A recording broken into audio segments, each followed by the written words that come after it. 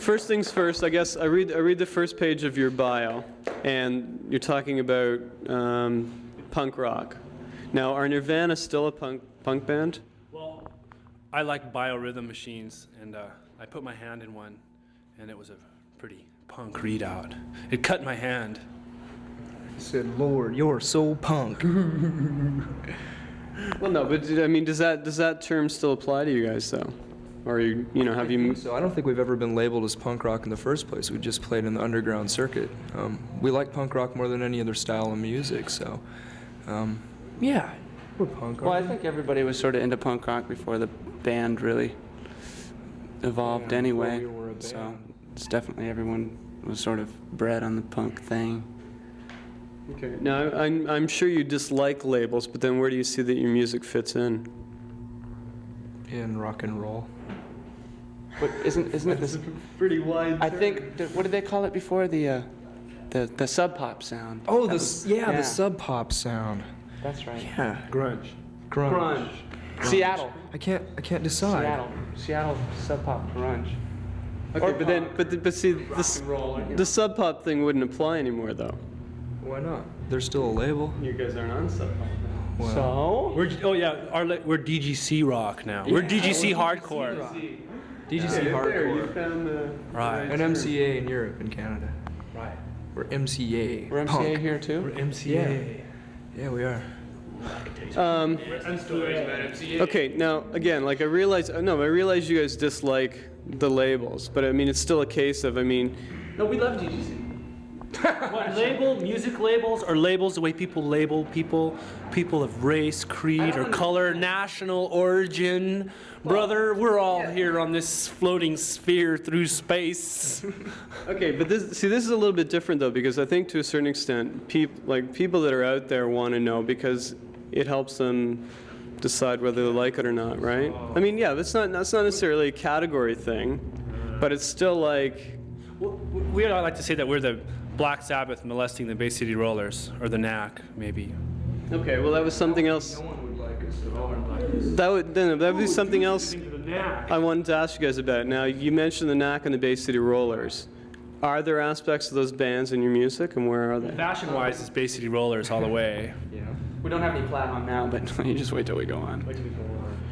There's going to be this inverted plaid cross. Just going to be with Ozzy Osbourne with a woody shag cut crucified on it. Okay, now were you guys fans of those bands? Seriously? No. Well, I like that. I was into.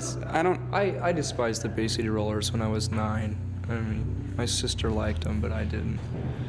I bought the Saturday Night single. But I like them now. I have all their albums. You like them now? Yeah. Okay, because I guess you guys also talked about how you're a pop band, and yet I wonder how many people would really describe you in that way. Well, a lot of people do, just because the songs are, they may be really heavy, but they have some sort of melody to them. I mean, they're like poppy songs, but we're not like a pop band, but I don't know. Papa don't preach. Papa don't preach. Pop music. Pop music. Yeah. Okay, now how do you feel though about the crossover into the metal market? That's fine. Fine. Yeah. Well, maybe we could, a few of those kids, they could go from worshiping Satan to being studious and alternative. And some of the alternative people could be like smoking pot on their Camaro hoods of their Camaros. It'll be a Camaro trade-off. hoods. It'll be a trade-off, yeah. It'll be joined forces. Unite all potheads and bookworms. Come together. Okay, now That's our rally cry of our revolution.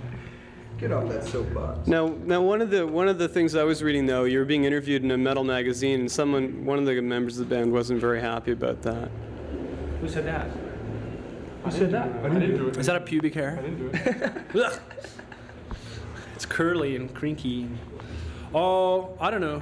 Where did you get that? Who sent you? What planet are you from? Are we going to be able to get anything out of this interview? Oh, we are. We're talking.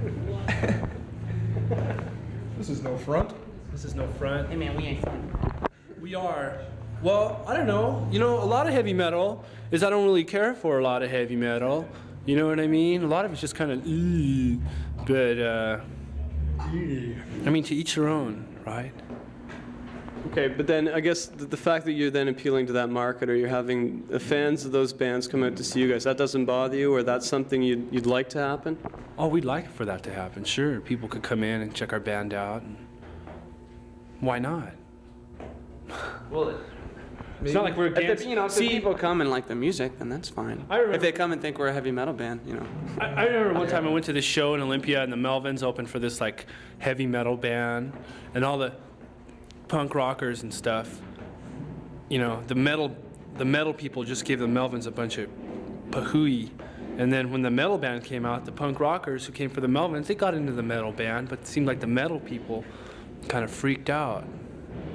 They were weird. I don't know what it was. Maybe something they ate. Years ago too. Yeah. Now there's Now that Metallica are wearing Misfits T-shirts, I think it's had a big impact on metal. James Hetfield gave the legions of rockers the okay to like punk rock, so it must be okay now. Okay. Now, being on a bigger label, are you guys involved? Like, I mean, there must be meetings about marketing and stuff like that. Do you guys have any say about that stuff, or is it just something that you just leave up to the label? We have final say, but we don't go to the meetings. Yeah, they're So- really boring. You can imagine it's like going back to school, Yeah, we sit that out. And those fluorescent lights hurt my eyes. So how have things changed for you guys now, being on a bigger label? We get to be on Much Music. Yeah. You could have been on Much Music before if you Really? hadn't shown up for the interview. We're never late now. We're always Yeah, there on you time. go. We're prompt. We got watches. We brought watches. We have tour managers now. We don't get up at 1 o'clock in the morning. Because last time we were here, we were like just us three, driving around. We get up whenever we wanted. Hey, man, that's a pretty long drive to Toronto. We better get going. Like, yeah, shut up. And then we're like, show up as if we're ready to go on. Okay, now you recorded your album with Butch Vig. Now, why did you choose him for the producer? Because we'd worked with him before, about a year ago. We attempted to record our album with him. It turned out really well, but we were in the middle of doing the Sub Pop negotiations, trying to get out of that contract on DGC, so it just seemed like the best thing to do, to work with someone that's familiar with us still. You had done demos with a few other people, though, as well, hadn't you? We did the demos. That's what he's talking about with Butch. demos. That was I We were- attempted an album. we- No, but I thought there was other producers you guys had did a few demos We worked with and Jack stuff. and Dino. That's about it. We Nobody talked to else. other producers, but we never did any demos with them. So And was there stuff you'd heard by Butch before you'd worked with him that kind of decided it, or? Yeah, it sounded really good. There was like Laughing Hyenas and Killdozer, pretty crunchy, meaty stuff. And we thought, yeah, we'll try this guy out. So we did the demos, and then nothing came out of that. So we called him again, and he flew down to L.A., and we all flew to L.A. And we drove to L.A. Well, we drove to L.A., and he flew, and we made this record. It took us about a month, and Butch is really hands-on as a producer and engineer. He's just totally in it all the way. So he's so easygoing and stuff too. Now, the first one was recorded. The first one was recorded fairly quickly. Now, were there certain things you set out to do differently this time around, or?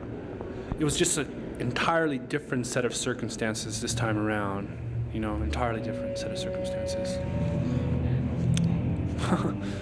What did we set out to do different? I don't know. It just it's a happened. different studio Yeah. and different producer and You know what we did? different Different state. We just did that whole major label go to Hollywood and record a record thing, but we didn't get stuck with some goofball producer. We got the producer we wanted, and we don't really have any regrets about how it turned out. We think it turned out great and what we did, but I think next time around we're kind of going to choose a different path because it's such a well-worn path. We're going to trot off the beaten track. What's the different path? Different path. Religion. No, we're going to record in a church. No, a different path. I don't know. I think we might record the next record as we go along, right? We might record it on a boom box. We might record the record like in an airplane bathroom because of the dynamic acoustics. Just depends, We did our go to Hollywood, just like I said, we did that go to Hollywood trip.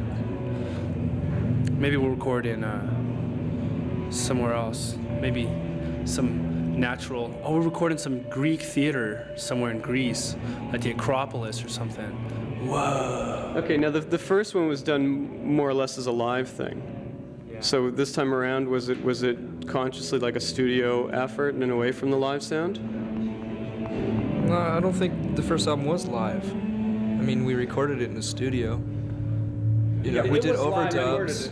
We did record like basic tracks. We did. were We live. overdubed all guitar and vocals and yeah, everything. Oh, I thought it was done pretty much No. one shot. It was done like in like 4 days, or I don't even forget how many days. Under a week, 3, 4, 5 days, something like that. $600. You know what? When we were mixing it, we were really sick, and Kurt went down to the health department, and he got these codeine cough syrups, and we were just popping those, and we were just like in la la land. And then we were like hands-on producers, just cooking on this codeine joy juice. I think it had a big effect on how that record turned out. That's the honest truth. Okay, now with the cover of the new record, is there a certain concept you guys are trying to put across with the cover? It's open for interpretation. You know, think about a baby swimming through water, dollar bill on a hook.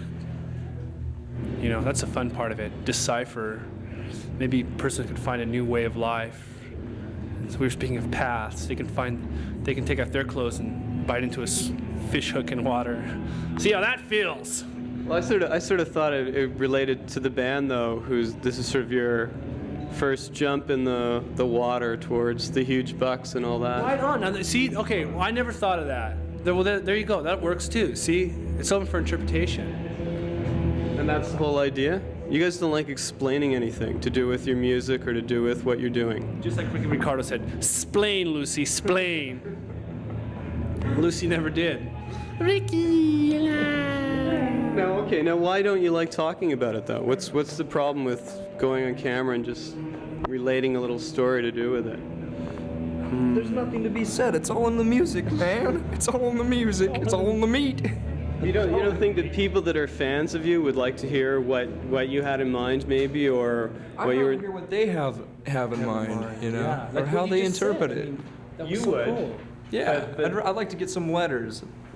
This is what my analytical My idea is, personal what your critique. lyrics are about. You know, it doesn't matter. Yeah. It doesn't matter, man. You know what we do is we get all drunk and we get in these heavy philosophical conversations. What we are is we're pothead philosophers with no type of studious background or anything. We just...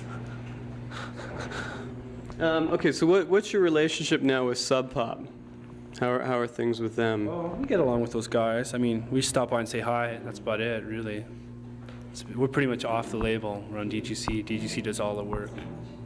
No, there was a Sub Pop logo though on the first single or whatever. Yeah, it's gonna be on the record too. It's a contractual obligation. Basically, that's it. Okay. Now, there was a little bit of bad blood at first though, wasn't there, when you guys were leaving? Yeah. It was. I think a lot of that was lack of communication and assumptions. But now, we put all that behind us now, and we just get along. Because there's no reason to bear a grudge, right? Forgive and forget, huh, brother? Now, are you gonna come back after a certain period of time and do like a freebie single or anything like Soundgarden did, or? A freebie single? Just like my Uncle Jim said, nothing in this world is free. But, I don't know, we'll probably do something like that. It's always fun to release things. Maybe we'll just go and release something, you know. Maybe we'll record a record with people on work release. So, see, because if they want to get on work release, you have to have a job guarantee. So they'll get out of jail that way. So we'll just like guarantee them a job, and they'll get out of jail. We're out to help our friends. Actually, scratched into the runoff grooves on the cat butt 12-inch was something about if the man from Geffen shows up, just shoot him in the head or something like that. Do you guys know anything about that? No? No? No, it was something I discovered just recently. I thought it was really ironic. First time we heard of it. So it's a Cat Butt single that came out a long time ago? 12-inch Sub Pop thing. It came out a long time ago. Yeah. Maybe they had a bad experience with somebody at Geffen. Well, I just wondered if Geffen had been sort of around trying to sign up other Sub Pop. Geffen tried to sign Catbutt, huh? Okay, so now we've just got a brand new video from you guys. And does somebody want to tell me about that, or you don't want to explain that? It's just there for everyone's own interpretation. Who'd you do the video with? Napoleon. We did it with Max Baer, TV's Jethro, on the Beverly Hillbillies. Oh, it was Sam Baer, wrong guy. Well, this guy, no, this video takes place in a high school gym, and it's like a crazy pep assembly. It's plumb loco. Okay, now why'd you use that song for the video, first single and all that? Well, we just kind of said, hey, what songs? We were asked, what songs you guys want to put out first as a single, and we just thought about it. Oh, I say this song. Oh, I say that song. Then we thumb wrestled, and we thought Teen Spirit. Let's do Teen Spirit as our first single.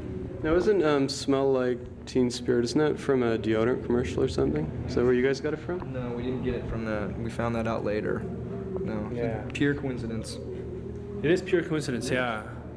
It's such a big world, you know? It's a small world. It's kind of a medium-sized world. Like if you put the planet Earth between Jupiter and like Uranus, which is really small, it's like medium. Okay. Did you know that the biggest star in the whole galaxy universe is as big as an atom is small? Did you know that? Isn't that wild? That's more pothead philosophy. Now, in between the last Sub Pop thing and this album, there seems to have been a lot of bootlegs released. And I just wondered how you guys felt about. We don't mind the live stuff. That's fine. It's just when they start bootlegging stuff that's unreleased and wasn't intended for release in the first place. That's when it starts getting kind of hairy. So you actually prefer the live bootlegs to actual studio? Sure. Coming out? Well, they always sound like crap anyway. I mean, whether it's live. Whoa! Into the interview? Here's our Okay. All righty. That's it.